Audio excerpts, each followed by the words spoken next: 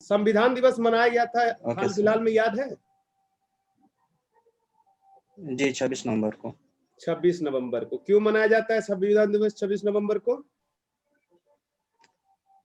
Sir 26 दिसंबर को, नवंबर को ही जो अपना संविधान था अंगीकृत हुआ था संविधान सभा द्वारा, उस पर सिग्नेचर हुआ था सर, इसलिए संविधान दिवस मनाया जाता है। 26 नवंबर कौन सा साल बोले हैं, ईस्वी? 26 नवंबर 1949। 26 नवंबर 1949 को, बहुत बढ़िया। तो उस जिस दिन ये 26 नवंबर 1949 को पहली बार लागू किया गया था, तो क्या पूरा संविधान लागू किया गया था?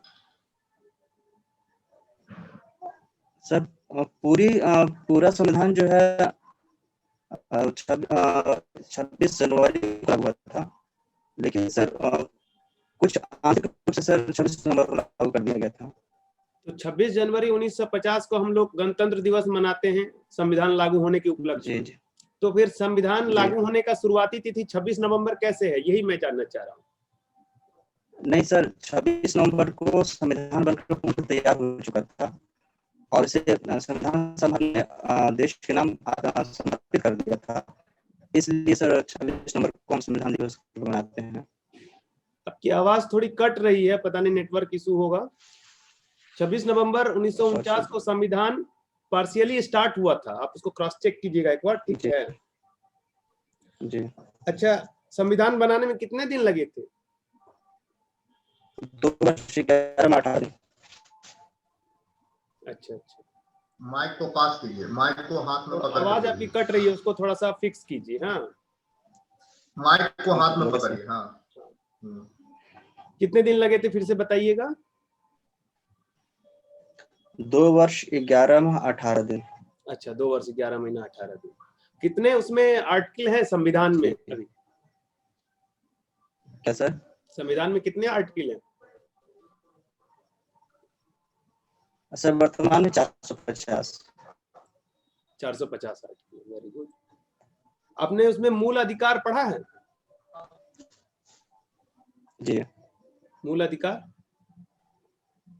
जी सर पढ़े हैं। मूल कर्तव्य भी पढ़ा होगा?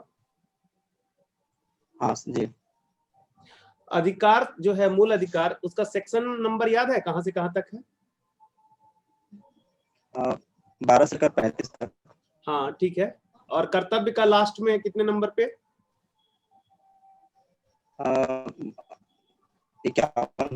51 ए है, 51 लास्ट है सर। 51 को है। तो अधिकार पहले है, कर्तव्य बाद में, क्या ये सही है संविधान में? एक्चुअली सर जब संविधान निर्माण हो रहा था तो मौलिक अधिकारों का वर्णन कर दिया गया था और अधिकार कर्तव्य जो है जनता पे छोड़ दिया गया था, लेकिन देखा यह गया कि जो मौलिक अधिकार है जनता ने तो भरपूर प्रयोग किया किंतु अपने कर्तव्य से विमुख हो गया, इसलिए सर 42वें संविधान संशोधन 1976 द्वारा कर्तव्य को जोड़ा गया। अच्छा, उसको 42वें संशोधन में बाद में जोड़ा गया। कितने कर्तव्य हैं आपको याद है? जी सर 11। अच्छा, कोई कर्तव्य ऐसा है जो LSW से जुड़ता है आपके?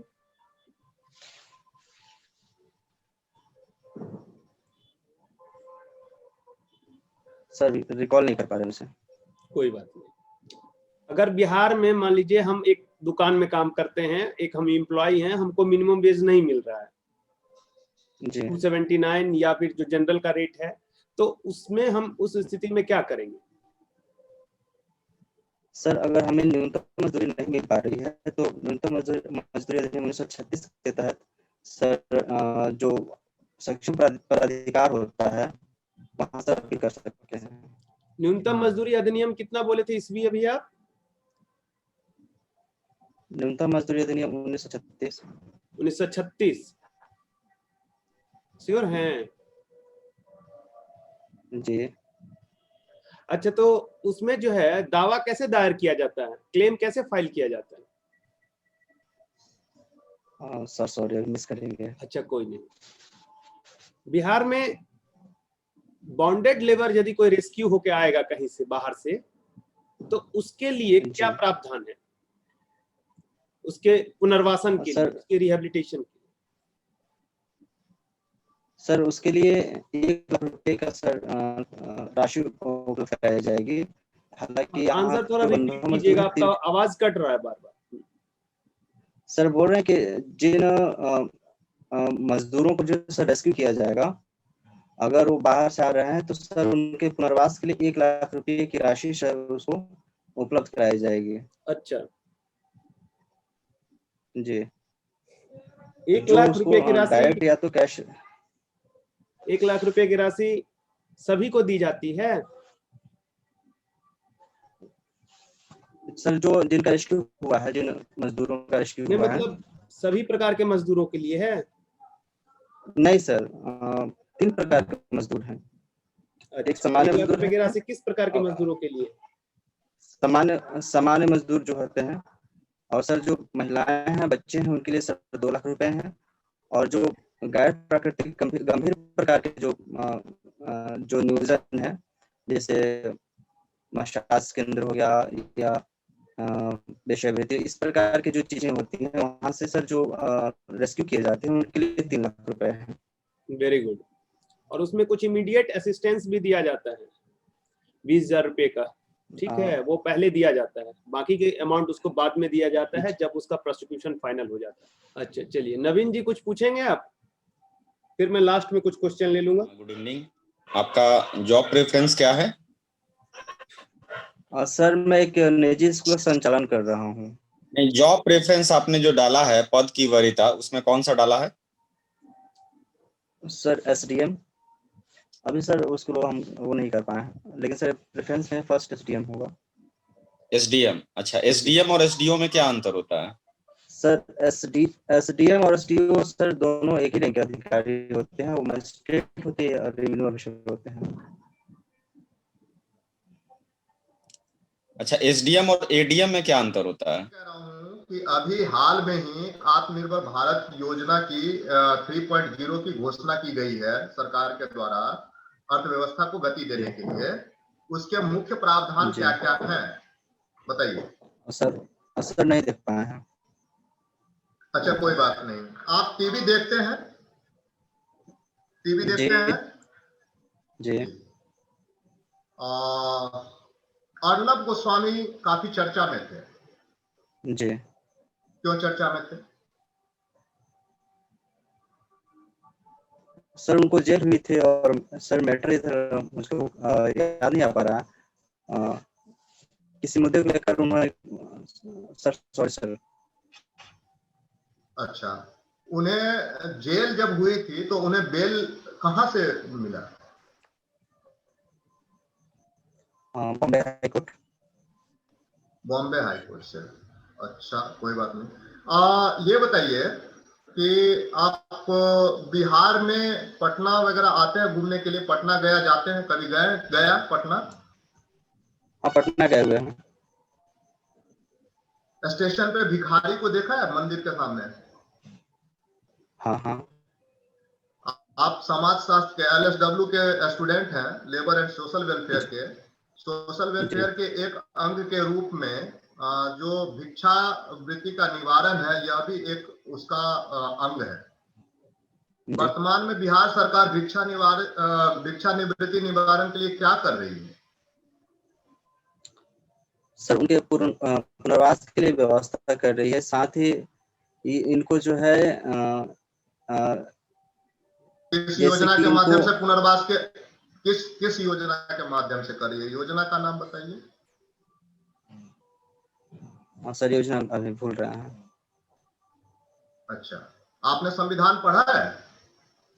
पॉलिटी तो पढ़ा होगा ना आपने मेंस के टाइम पे? जी जी। हाँ जी जी। मूल अधिकारों का संरक्षक किसे नियुक्त किया गया है? न्यायालय को। कौन से न्यायालय को? Supreme court sir. अच्छा, सिर्फ सुप्रीम कोर्ट या उच्च न्यायालय भी? सर अनुच्छेद 32 के तहत सुप्रीम कोर्ट को, और 226 के तहत उच्च न्यायालय को, हाई कोर्ट, दोनों को सर। अनुच्छेद 32 के तहत रिट जारी करने का अधिकार है सुप्रीम कोर्ट को 5। पांचों रिट का नाम बताइए। सर पांचों रिट जो है, एक है बंदी प्रत्यक्षीकरण, अधिकार परीक्षा, परमादेश, उत्प्रेषण और प्रतिषेध।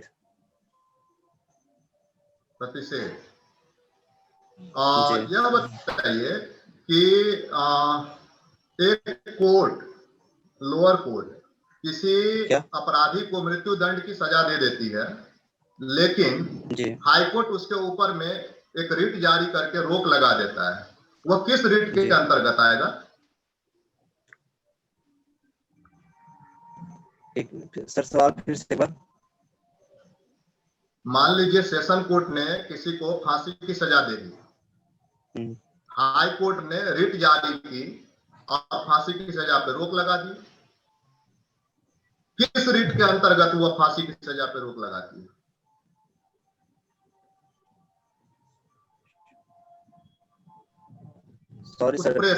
उत्प्रेषण, उसको अपने पास में बुला लिया, ये अधिकार से उनको वंचित करके अपने पास में उनको बुला लिया। Over to you sir, over to you sir, आप सर कंटिन्यू कीजिए प्लीज सर। चलिए ठीक है, आपने अच्छा जवाब दिया है और दे भी रहे हैं। ये अभी एक बीमारी जो काफी प्रचलन में है, हर किसी की जुबान पे, नाम तो आपने सुना होगा कोविड-19 का। इसमें कोविड का मतलब क्या होता है? COVID का मतलब? जी सर, CO से कोरोना हुआ, VI से वायरस हुआ और D से डिजीज हुआ। उसमें 19 क्यों लगा है? सर 19 है, वो वर्ष 2019 में उत्पत्ति हुई थी, इसलिए उसको कोविड-19 कहा जाता है। Very good. कोविड-19 के दौर में आपने माइग्रेंट के इश्यूज को देखा होगा बिहार में, इलेक्शन में भी एक बहुत बड़ा मुद्दा था। क्या समझते हैं आप, माइग्रेंट से क्या मतलब होता है? किसको हम माइग्रेंट कहते हैं? सर माइग्रेंट वैसे लेबर होते हैं जो काम के रोजगार के लिए सर अपने प्रदेश को छोड़, यानी अपने स्टेट के, अपने क्षेत्र को छोड़कर दूसरी जगह जाकर के सर वहाँ काम करते हैं। और सर जब वहाँ किसी प्रकार से अगर या कामबंदी हो जाती है या उनकी छटनी हो जाती है, पुनः जब वो अपने घर को वापस आते हैं कि यहीं पर उनकी व्यवस्था हो जाए रोजगार की, तो सर इन्हें रिवर्स माइग्रेशन कहा जाता है, और जो गए होते हैं उनको माइग्रेट कहा जाता है। तो माइग्रेशन क्या बुरा होता है क्या? माइग्रेशन देखा जाए तो उसके पक्ष और विपक्ष दोनों तर्क हैं। अगर माइग्रेशन होता है तो सर उस स्थिति में उस राज्य की या उस देश की, अगर दूसरे देशों में हुआ है तो अर्थव्यवस्था पे तो पॉजिटिव इफेक्ट पड़ता है, लेकिन सर ये भी होता है कि चूंकि कार्यशील जनता जा रही है तो सर कार्यशील जनता के जाने की वजह से ये भी क्षति है।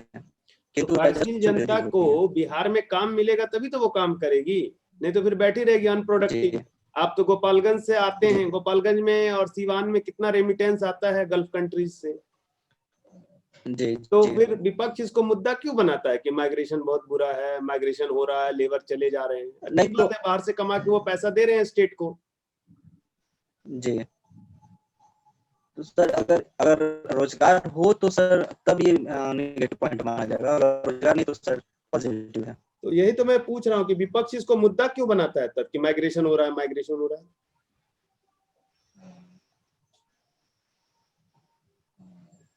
सर हो सकता है कहीं सरकार पर दबाव बनाने के लिए ये कहा जा रहा हो कि प्रवासन हो रहा है, प्रवासन का प्रबंधन नहीं हो पा रहा है, या हो सकता है कि रोजगार के सृजन के लिए विपक्ष मांग कर रहा हो, ताकि अगर रोजगार के सृजन होंगे तो प्रवास नहीं होगा। नीतीश जी भी कुछ अगर कहना चाहें, चाहे मोनिका जी कुछ कहना चाहें कि क्या इनपुट दे सकते हैं, फिर आनंद जी बताएंगे, लास्ट में मैं कुछ कंक्लूजन ले लूंगा।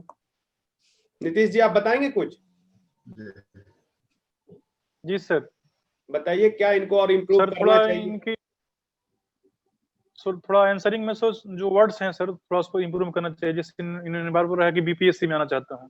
सर बीपीएससी कोई सेवा नहीं है या सेवा में आने का माध्यम है, तो इन्हें सेवा का नाम बोलना चाहिए, जैसे बिहार प्रशासनिक सेवा या बिहार पुलिस सेवा या बिहार वित्त सेवा, ये बोलना चाहिए जी। और दूसरी बात कि सर जो राष्ट्रीय घटनाक्रम है उन पर सर तथ्यों की सर इनके पास अभी कमी है। जैसे बहुत आसान प्रश्न आपने पूछा था कृषि बिल के बारे में, फिर आनंद सर ने बोला था आत्मनिर्भर भारत थर्ड के बारे में। सर ये शायद बोर्ड माफ नहीं कर पाएगा, क्योंकि समान सी बातें हैं और पसंद आने के लिए, तो थोड़ा सा इन चीजों पर सुधार करना पड़ेगा। एक तो मुझे लग रहा है कि आप बार बार हिल रहे थे, जैसा मैंने नोटिस किया, आगे पीछे हो रहे थे बोलते समय, तो लेकिन ये चीज बहुत बुरी आदत होगी आपके लिए। अगर आपका ऐसा आदत है कि बात करते हुए थोड़ा ऐसे ऐसे हिल रहे हैं, तो जैसे मैंने अनुभव किया कि मुझे लगा कि आप हिल रहे थे। आई मूवमेंट भी थोड़ा सा मुझे ज्यादा लग रहा है, हालांकि ऑनलाइन में मुझे बहुत पता नहीं चला, सामने से फेशियल में ज्यादा अच्छा पता चलता है, लेकिन फिर भी मुझे लग रहा है कि आई मूवमेंट पे भी थोड़ा सा ध्यान दीजिएगा। बहुत ज्यादा आई इधर ऊपर देख के सोचना नहीं है। मैंने 2-3 बार नोटिस किया कि आप प्रश्न का आंसर ऊपर थोड़ा देख के सोच रहे हैं, तो ये आदत होती है हम लोगों की, इसको थोड़ा सा ध्यान देना है। जो भी प्रश्न का आंसर है ऊपर देख के नहीं सोचना है, सामने सामने फेस देखते हुए ही सोचना है, 10 सेकंड 5 सेकंड जो लगे, और हिलना नहीं है, प्रयास ये सब करना है। दूसरी बात की, खैर इन्होंने बताया ही आपको कि करंट का जो टॉपिक है उस सब पर पकड़ रखना है। खास करके बहुत अच्छी बात बताई नितेश जी ने आपको कि जो रिसेंट का करंट है उसको आप एकदम ना सॉरी सॉरी कह देंगे ना, तो वो बड़ा खराब इंप्रेशन शुरू में ही चला जाता है। और होता क्या है प्रॉब्लम की, जो इंटरव्यू बोर्ड होता है ना, वो पेपर पढ़ के आया है, मैगजीन देख के आया है, उसके दिमाग में वो क्वेश्चन घूम रहा है, उसी तरह की बातें घूम रही है। हो सकता है ना भी पूछे, लेकिन हो सकता है ज्यादा उम्मीद की, जैसे ही आप बैठे 2-3 आज का जो कोई घटना हुआ पूछ दिया, तो एकदम जो रिसेंट में चल रहा है ना चर्चा में, उसको पूरा अपडेट रखिए। मैंने पिछले भी इंटरव्यू क्लास में बताया था कि हम लोग को एक अपनी पर्सनल नोटबुक या डायरी बना लेनी चाहिए, जो भी रिसेंट इश्यूज आ रहे हैं उसको अपडेट करना चाहिए। जो भी अपने से रिलेटेड क्वेश्चन है, एलएसडब्ल्यू से रिलेटेड क्वेश्चन है ऑप्शनल का, या ये आपका जो पॉलिटिकल साइंस है, तो इन सब से रिलेटेड जो छोटे छोटे क्वेश्चन है आते रहते हैं, उनको आप अपडेट जरूर रखिए, वो आपके लिए बहुत बेनिफिट करेगा। तो करंट वाली बात तो हो गई। बॉडी पोस्चर पे ध्यान दीजिए, आई मूवमेंट पे ध्यान दीजिए। अब जैसे कि आपको मैंने पूछा क्वेश्चन कि विपक्ष इसको मुद्दा क्यों बनाता है, ठीक है, तो हालांकि सीधा सा आंसर था, वो चाहता है कि रोजगार जनरेट यहाँ पे हो, ना कि बाहर जाके हो। एक ही लाइन का आंसर था। तो शुरू में तो आपको थोड़ी सी समस्या हुई, कोई नहीं, हो सकता है आपके दिमाग में नहीं, लेकिन आपने फिर जब बताया तो लिखा हो सकता है कहीं, हो सकता है कहीं। ये आंसर इस तरह से इंटरव्यू में कभी नहीं देना है, ऐसा हो सकता है, मतलब फ्यूचर टेंस वाली बात नहीं होगी। जो बताना है वो आपका एक राय है, आप वहां पे मतलब कंफ्यूजिंग पॉइंट नहीं रखिए कभी भी। हो सकता है आप इसी को बोलना तो आप सीधे बोलते सर विपक्ष इसको रोजगार को एक मुद्दा बनाना चाहता है, या चाहता है कि स्थानीय स्तर पर ही रोजगार का सृजन हो जाए, एकदम सीधा एक लाइन में। इसको हो सकता है कह के जोड़ना जो है वो इंटरव्यू के दृष्टिकोण से बहुत सही नहीं है।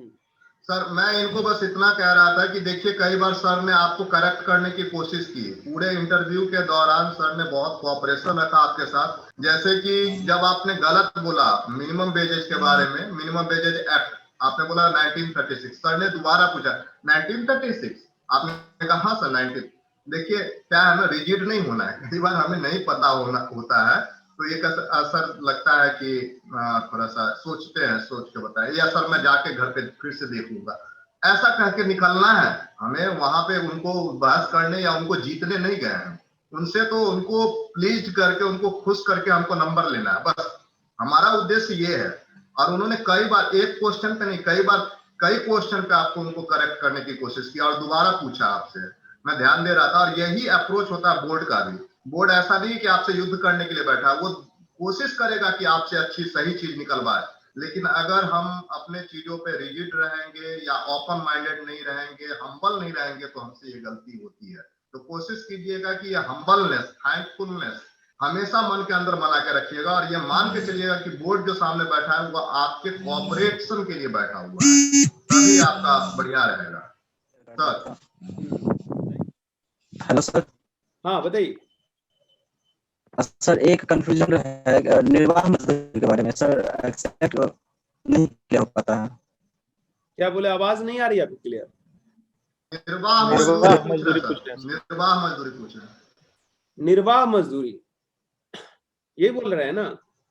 जी जी जी सर जी। ठीक है, 3 तरह का मजदूरी है। एक है उचित मजदूरी, न्यूनतम मजदूरी, निर्वाह मजदूरी, और एक है आवश्यकता आधारित मजदूरी। न्यूनतम आवश्यकता आधारित न्यूनतम मजदूरी, नीड बेस्ड मिनिमम वेज। तो अभी जो हम लोग का मिनिमम वेज का कॉन्सेप्ट है बेसिकली आवश्यकता आधारित मिनिमम वेज है। उसमें एक फॉर्मूला आया था, उस फॉर्मूला के आधार पर जैसे 16 गज कपड़ा, ये वो कॉन्सेप्ट था। कैलोरी के लिए जो एक मीडियम सेडेंटरी वर्कर के लिए जो चाहिए कैलोरी, उतने कैलोरी की बात थी। तो ये आवश्यकता आधारित 16वां भारतीय श्रम सम्मेलन हुआ था, उसमें बनाया गया था कि इस तरह से हम लोग करेंगे। जो न्यूनतम, उसके बाद एक कमेटी बनी थी तो उस कमिटी ने फिर सुप्रीम कोर्ट की ही कमिटी थी, उसमें उसने निर्णय दिया था कि न्यूनतम मजदूरी, उचित मजदूरी और निर्वाह मजदूरी, ये तीनों में डिफरेंस एग्जैक्ट तो नहीं होगा, लेकिन न्यूनतम मजदूरी वैसा मजदूरी होगा जिसमें कि भोजन, वस्त्र, आवास, शिक्षा और स्वास्थ्य, इतनी चीजों को लगभग वो पूरा कर सके। एक 5 आदमी का या 4 आदमी का जो भी परिवार यूनिट माना जाए, अभी जो नया कोड आया उसमें 4 आदमी का यूनिट माना है, तो उसको पूरा करने में कम से कम वो सक्षम हो। और उसके बाद जो है उचित मजदूरी जो था वो था कि जो इंडस्ट्री इंप्लॉय की है एम्प्लॉय को, उसकी जो पेइंग कैपेसिटी है, उचित मजदूरी की न्यूनतम सीमा हो गई न्यूनतम मजदूरी, और मैक्सिमम सीमा हो गई उसकी पेइंग कैपेसिटी कहां तक जा सकती है। और निर्वाह मजदूरी हो गई जो वो अपने क्या कह सकते हैं, विपद परिस्थितियों में भी अपनी सुरक्षा कर सके, जो कि न्यूनतम मजदूरी वाले नहीं कर सकते हैं। न केवल भोजन, वस्त्र, आवास, मनोरंजन, सुख सुविधा का पूरा हो, बल्कि विपद परिस्थितियों में भी अपनी सुरक्षा कर सके, खुद का सोशल सिक्योरिटी कर सके, इस प्रकार का वो जो है मजदूरी अगर उसको मिलता है तो वो निर्वाह मजदूरी में आता है। ठीक है, तो समझ लीजिए एक तरह से वो ग्रेडेशन है, सबसे कम है ये मिनिमम में, सबसे मैक्सिमम उसको रखा गया। और किन्हीं का कुछ? सर उचित मजदूरी का सर प्लीज सर फिर से डिफाइन कर दीजिए। सिंपल है, वो उनका कहना था कमेटी वालों का कि जो मिनिमम वेज है वो उसकी न्यूनतम सीमा होगी, और जो भुगतान क्षमता होगा उद्योग का, पेइंग कैपेसिटी, वो उसकी मैक्सिमम सीमा होगी। सर उसको फिर पूछ रहे हैं यदि उचित मजदूरी किसे कहते हैं, तो फिर हम लोग कैसे बोलेंगे? उसी तरह से बोलना है कि जो उचित मजदूरी, जो उचित क्या है आपसे, आप अच्छा एक मैं बहुत सिंपल बताता हूँ। जी। कई बार आपने कभी अपना सैंडल ठीक करवाया बाहर मार्केट में मोची से? बिल्कुल। सैंडल कभी टूट गया हो, करवाया? आप उसको जब हाँ, पैसा देने के लिए बोलते, जब आप उसको पैसा देने के लिए बोलती हैं तो वो क्या बोलता है? जो उचित है वो दे दीजिए, बोलता है ना जी, वही उचित है। मतलब जी उसकी जो उचित हो, समझ लीजिए उसको ऐसे कि तो एकदम न्यूनतम मजदूरी तो एकदम न्यूनतम हो गई, जो सरकार ने बना दिया रेट, उससे कम तो नहीं दिया जा सकता। लेकिन जो उद्योग की एक्चुअली पेइंग कैपेसिटी है, जो वास्तव में जस्टिफाई करती है लेबर के रेम्युनरेशन का, उसको कहेंगे उचित मजदूरी। ठीक है ना? जैसे उसने कोई काम किया सर। हाँ बताइए जी सर, बताइए ना, बताइए जी। मैं बस ये कहना चाह रहा था कि जो भी उसकी एक्चुअली पेइंग कैपेसिटी है उद्योग की, मान लीजिए कि आप शीशा उद्योग में काम कर रहे हैं। अब शीशा उद्योग में काम कर रहे हैं, शीशा उद्योग एक ऐसा टेक्निकल जॉब है जिसमें बहुत सारा रिस्क है। अब उसमें हाथ कटने का डर है, रिस्क में लोग काम कर रहा है। आप हीरा के उद्योग में काम कर रहे हैं, उसमें उंगली कटने का डर है। अब वहां पे भी आप कहिए कि नहीं, मिनिमम वेजेज का रेट तो 292 है भैया, हम आपको 292 ही देंगे, कोई काम करेगा? नहीं करेगा आपके यहाँ काम।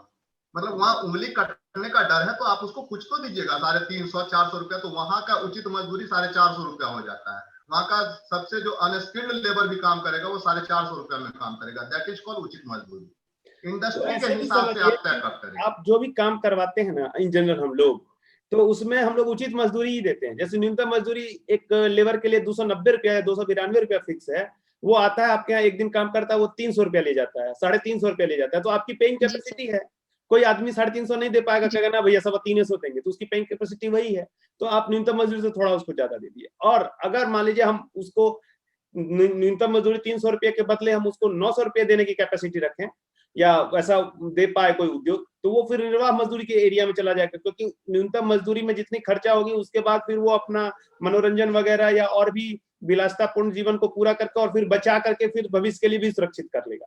लेकिन 300 रुपया तो सरकार यही मान के चल रही है कि इतना से कम में वो जी ही नहीं पाएगा। बात समझ रहे हैं ना? तो न्यूनतम मजदूरी थोड़ा सा ज्यादा जो मिल जाता है, और इन जनरली मार्केट में प्रैक्टिस में भी यही है।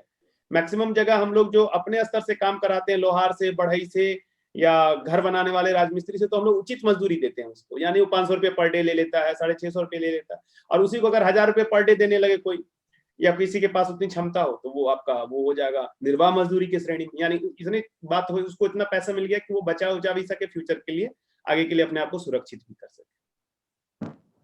जी सर, थैंक यू। बाकी डेफिनेशन लिखा हुआ बुक में, आप उसको देख लीजिएगा, उसी को कोट कर दीजिएगा।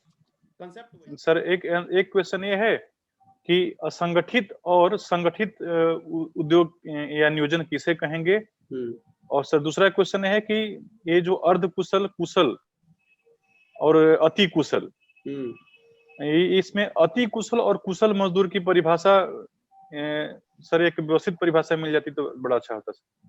ठीक है, हालांकि मैंने जो बुक लिखा है उसमें पीछे डेफिनेशन सेक्शन में क्लियर किया है कि असंगठित और संगठित में क्या अंतर है। ठीक है, अगर आपके पास वो बुक होगा तो आप उसके पीछे जाकर के ये वाली बुक में देख सकते हैं। ठीक है, बावजूद इसके मैं आपको ब्रॉड टर्म में बता देता हूँ, आप उसको एकदम समझ लीजिए, कहीं कंफ्यूजन नहीं होगा। 2008 में एक एक्ट आई थी, अनऑर्गेनाइज सोशल सिक्योरिटी एक्ट। ठीक है, unorganised worker social security act 2008, उसने डिफाइन किया अनऑर्गेनाइज्ड वर्कर क्या होगा, और उसमें डिफाइन करते हुए उसने एक शेड्यूल बना दिया है। लास्ट शेड्यूल में उसने 6 एक्ट रखे हैं कि यदि किसी पे ये 6 एक्ट इंप्लीमेंट होता है तो वो ऑर्गेनाइज्ड वर्कर होगा, अगर वो 6 एक्ट उस पर नहीं लगेगा तो वो अनऑर्गेनाइज्ड वर्कर होगा। ठीक, एकदम कहीं कंफ्यूजन नहीं। 6 एक साथ किसी एक, कोई एक भी लग जाए? हाँ, कोई एक भी लग जाए।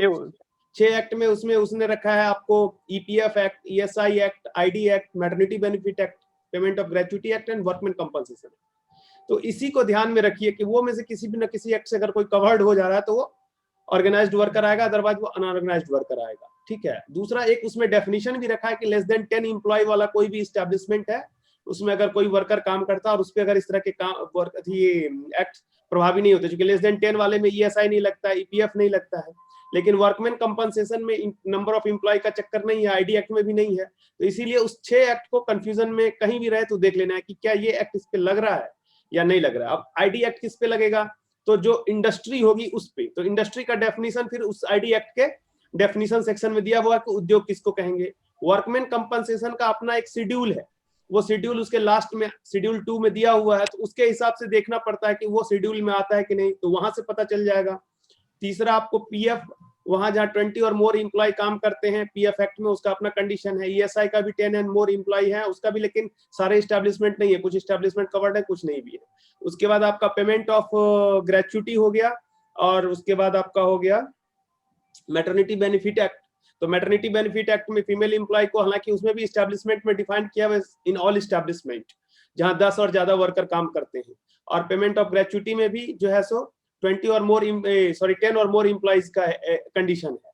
तो इसीलिए लेस देन 10 को उन्होंने कहा कि जहां लेस देन 10 है वहीं सब एक्ट लगेगा नहीं, इसीलिए वो उसमें काम करने वाला अनऑर्गेनाइज्ड हो जाएगा। और वैसे फिर एक्ट के हिसाब से देखेंगे तो ये 6 एक्ट जिस पर नहीं लगेगा वो सब अनऑर्गेनाइज्ड हो जाएगा। हाँ, तो बेसिकली देखिए उसमें क्या है ना, अनस्किल्ड, सेमी स्किल्ड, स्किल्ड और हाईली स्किल्ड 4 कैटेगरी लिखते हैं हम लोग। तो कुछ नहीं, सिंपल सा लॉजिक है, जिस काम को करने के लिए कोई दिमाग नहीं लगाना पड़े वो अनस्किल्ड वर्क है।